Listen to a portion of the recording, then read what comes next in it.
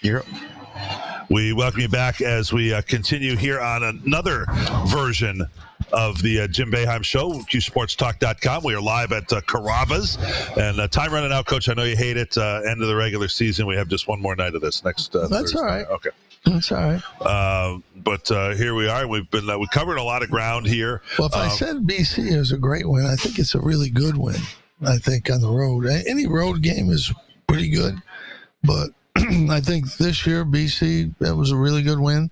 And I still think, for us, we're to win at Georgia Tech and Florida State. Those are good wins for us. We're young and we're trying to figure this out. But, it's not that easy to win on the road. You can join us at QSportsTalk.com. We'll have, if you have a question, fire it in the chat. I think where Coach is coming from there at the start is I think sometimes the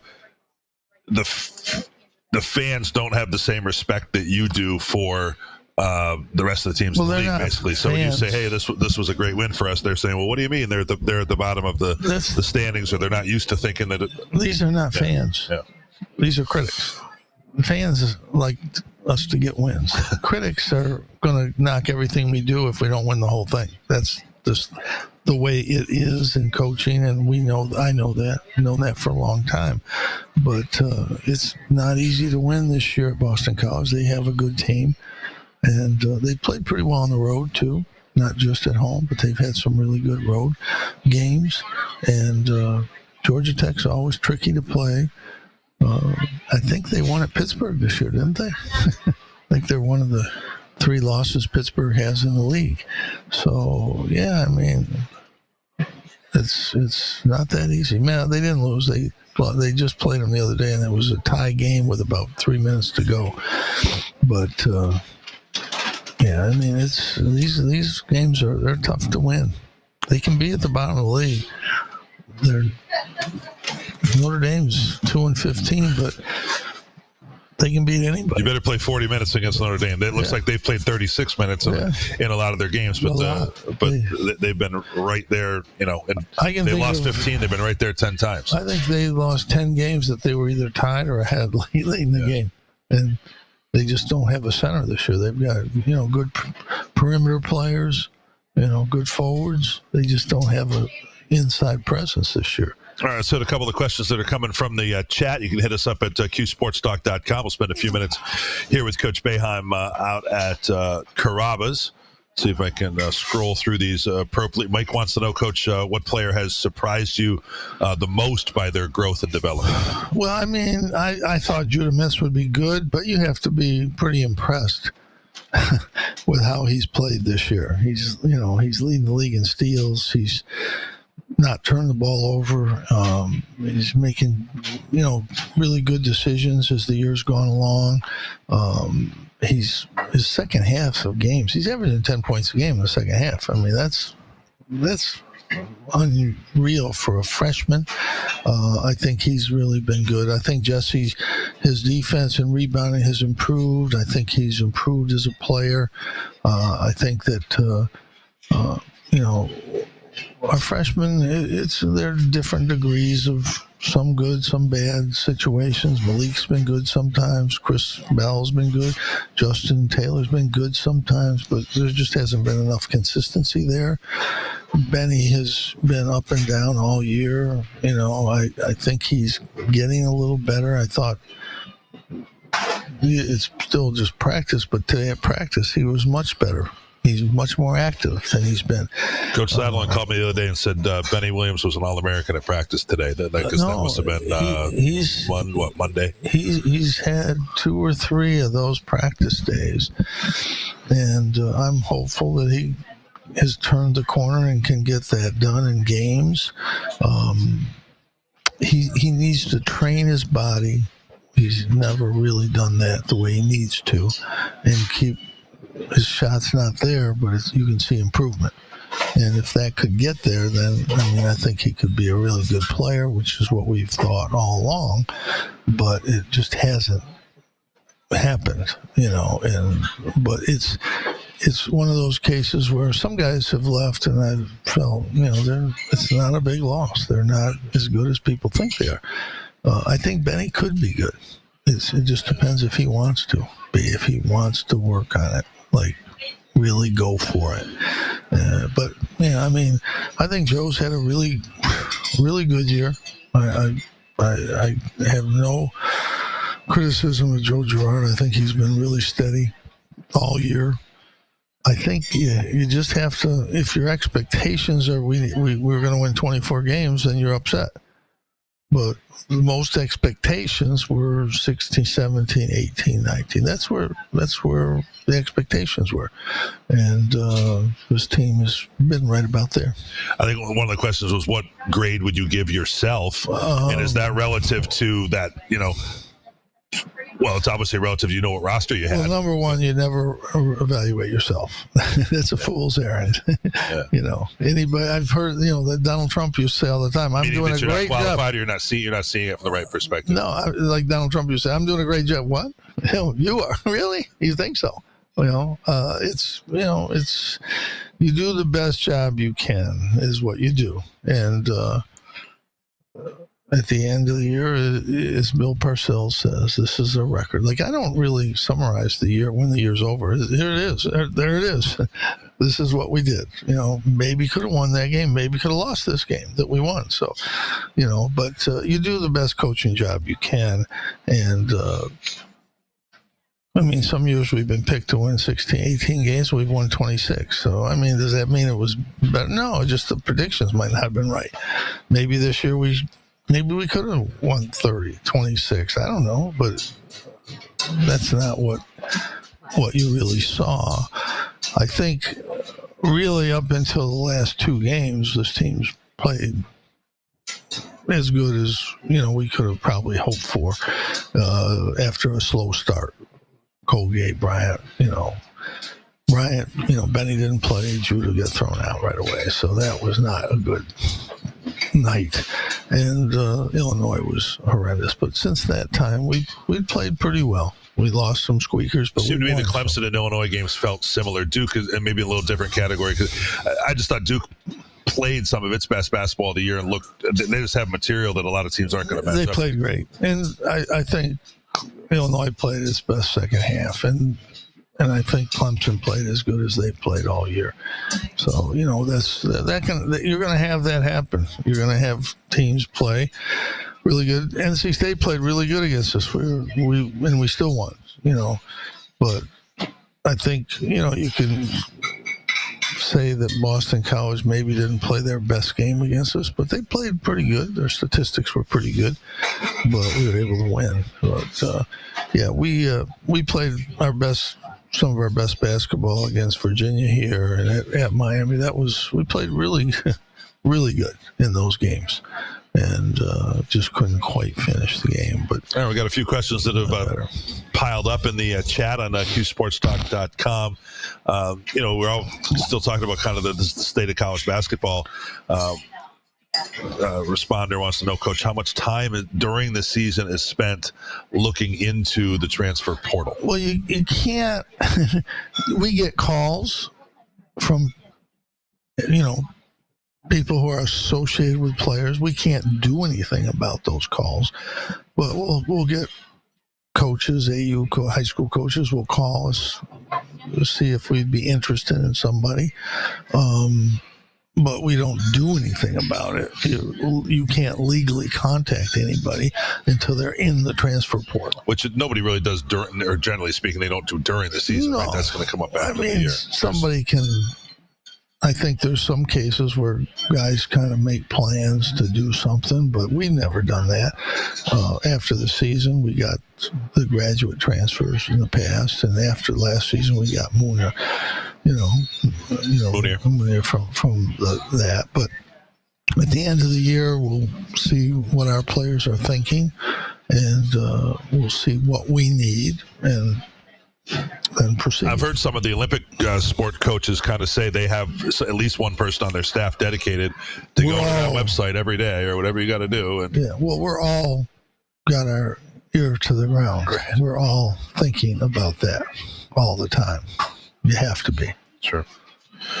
Coach, I'm a young fan from South Dakota. This is from Hey Dog 86, young fan from South Dakota. I hope you stick around for a while, but was wondering if you think the next coach will run zone 2-3 as the statement of Syracuse basketball, in my opinion. That's up to the next coach. We'll see what the next coach wants to do. This one you already answered, kind of ties those last two questions together. You talked about this early in the year. The length of time required to learn to play zone relative to player movement. Is it harder to use the zone since it's something that takes longer to learn? No, it's not. It's easier to learn. It's man-to-man has so many different plays you run. You run into 150 different plays in zone. There's basic things you have to do, and right now we're not covering the basic things well. But man-to-man's harder. It's a little bit harder. It takes more time, more teaching time. Okay, next one, Matt, tell Coach there's still a lot of fans who have faith in him, so there's that. But what is causing the other teams to take so many threes? Virtually every team takes more threes against you than they do their regular other games. That's what you do against zones, and we would do the same thing. I mean, you try to get it in a little bit, but you're basically looking to shoot threes. They're worth more than twos. Yeah. So we don't mind when people are taking tough twos in the lane. We're giving up too many easy ones, but if they're tough ones in the lane, that's better than threes, in terms of the final score. Syracuse on offense has the lowest three-point rate in the conference. We're not a great shooting team, so we don't try to shoot a lot of threes. We're trying to get fouled. I think we're shooting more fouls than most anybody in the conference. Getting to the line more than our opponents, and that's how you make up for threes. If you get an extra 15 free throws, and that's 5 threes they can make. But getting twos, if you can't make threes, you better not shoot a lot of them. Let's shoot twos. Benny started out good, but he's on an 0 for 14 run from the 3. Chris Bell started out pretty good. He's on a 2 for 20. Yeah, about 3 for 30. 3 for 30, something like that. So that's not good. That's when you got to dial it back. And again, when you're going for twos, that's harder because the defenses are going to compact and get back in there. So ideally, you want to have balance. And Judah's starting to shoot now.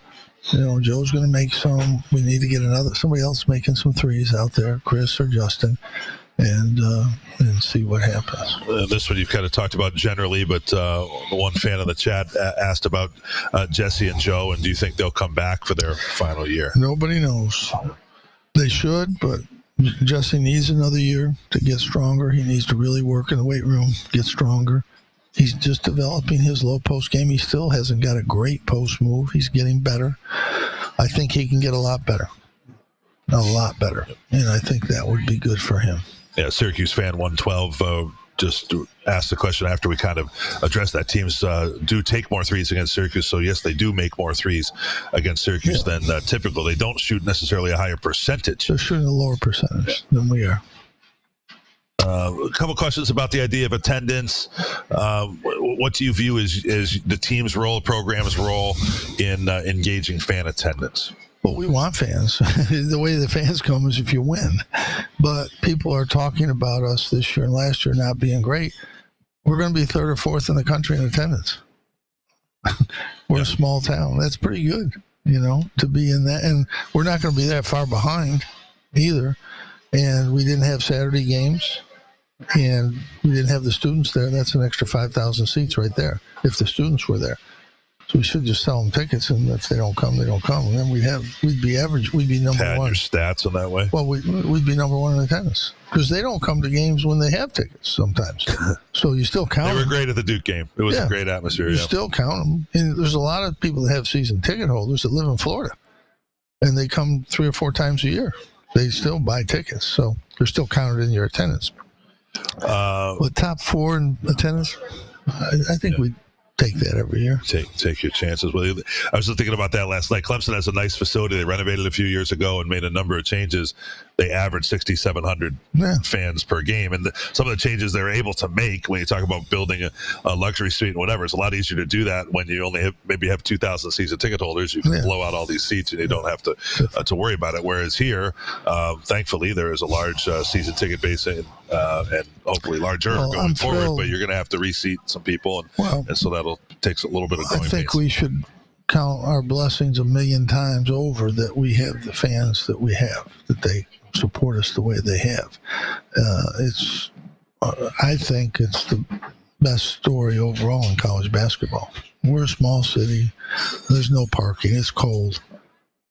People, we average over the last 20, 30 years, we average in 22,000 people a game. Who would have ever thought that was possible?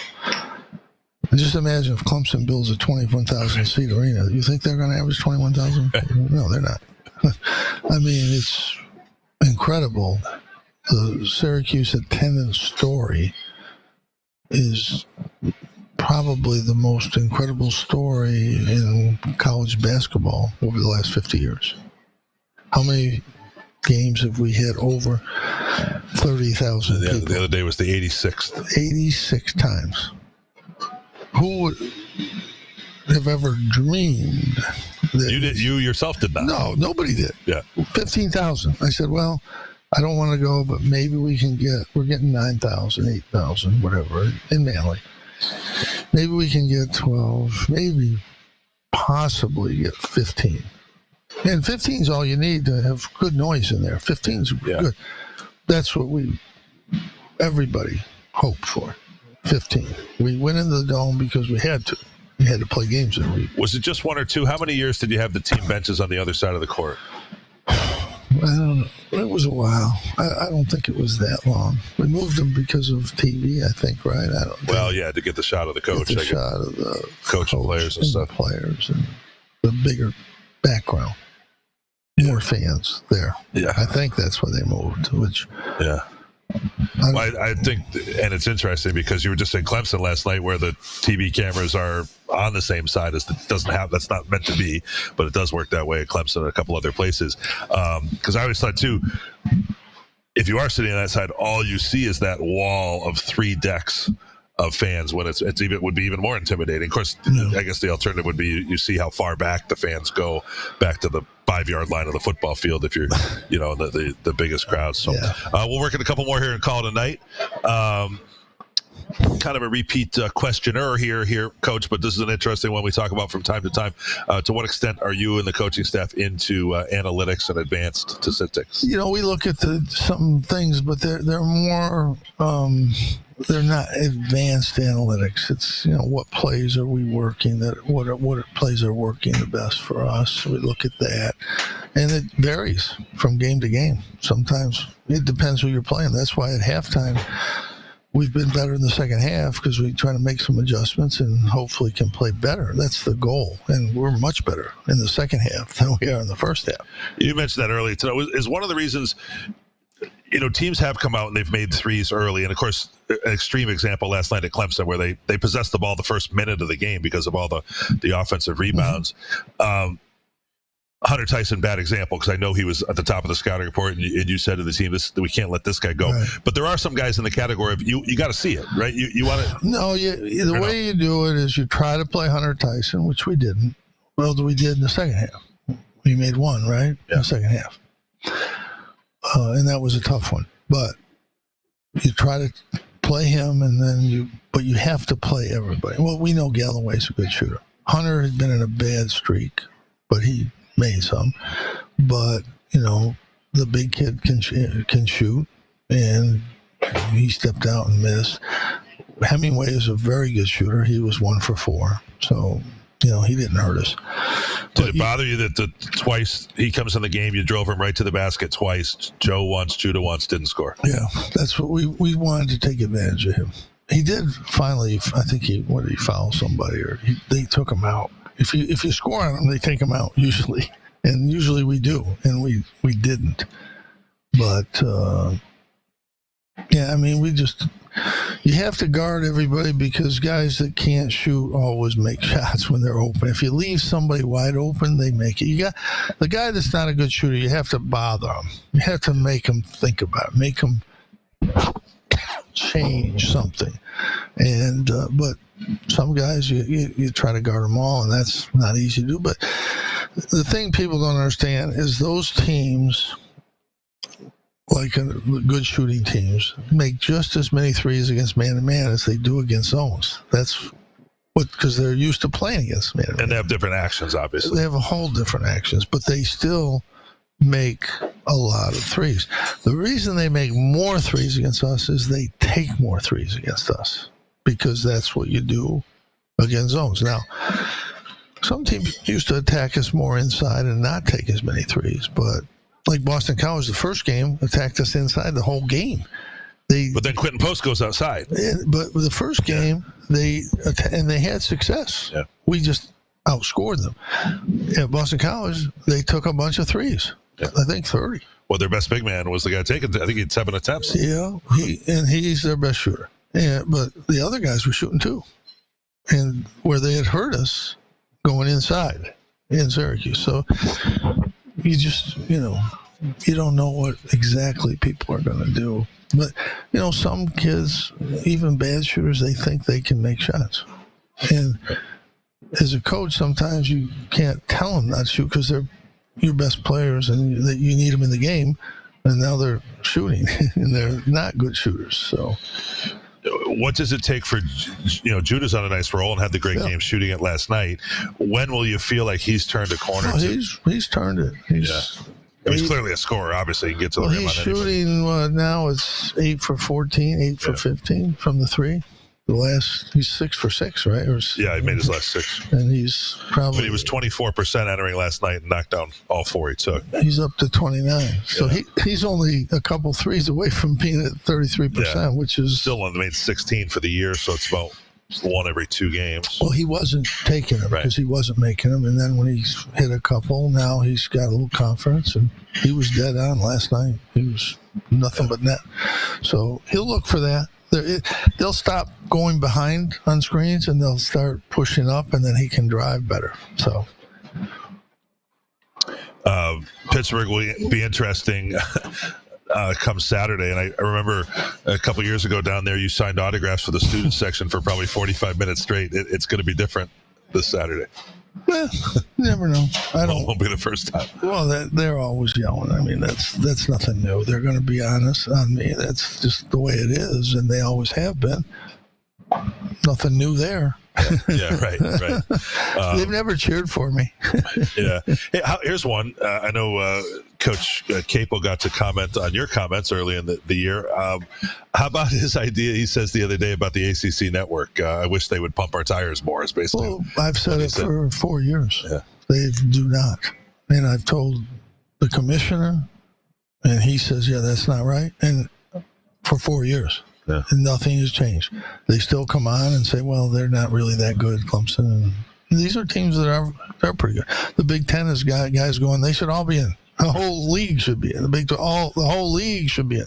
Bill Walton's out there saying, well, the Conference of Champions, everybody should go.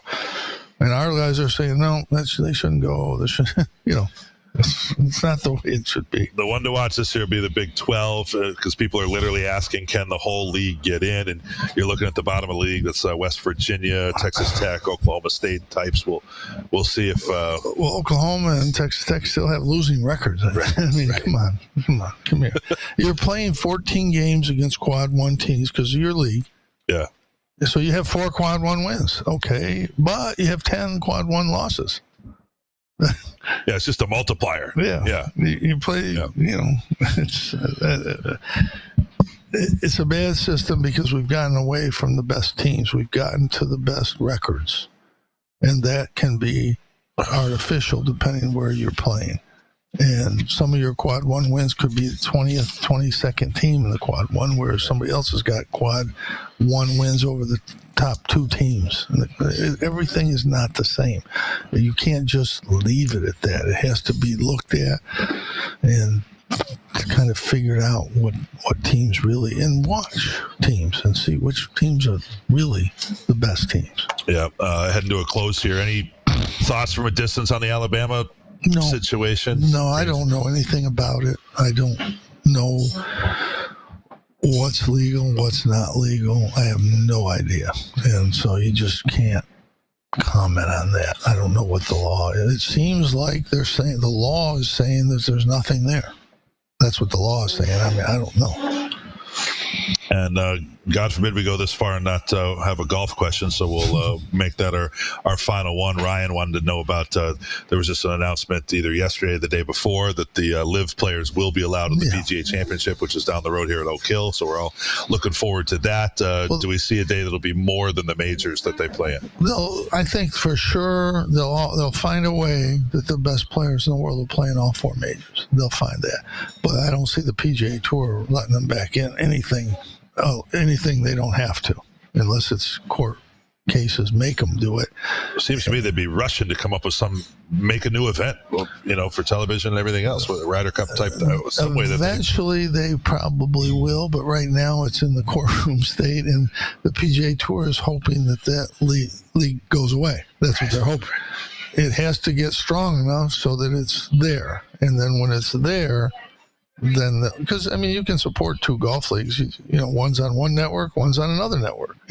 Eventually, if it's good, they'll each have their own network, and they'll have ESPN or TNT or something like that. And they'll have their events on those, and then you'll come together and have some kind of tournament or a couple tournaments that they compete against each other. That'd be great. How about a match play? The top 10 golfers against the top 20 against the top 20 and LIV. That's all that stuff is going to sell. They'll be huge. Ryder Cup type event between them.